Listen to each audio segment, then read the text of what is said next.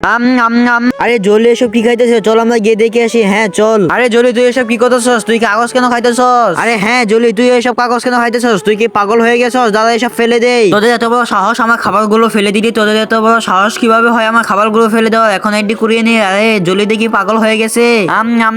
এই দেখো জলি তোমার জন্য আমি খাবার নিয়ে আসছি, এইগুলো তুমি খাও। আরে ম্যাডাম কতগুলো খাবার আমাকে দিন, আমি এখনই খেয়ে ফেলবো।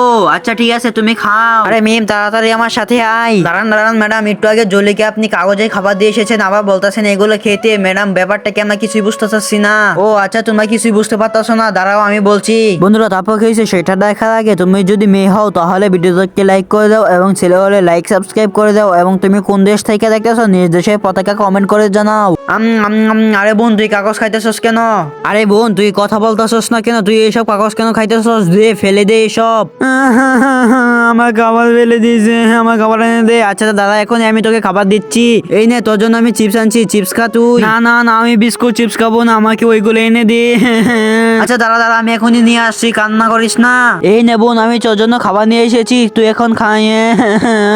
ও আচ্ছা আমি এখন বুঝতে পারতাছি তুই এখানে কান্না করতেছস। দাঁড়া আমি এখানে আসতেছি, এই দেখ আমিও খাবার নিয়ে এসেছি, এখন দুই বোন মিলে খাবো।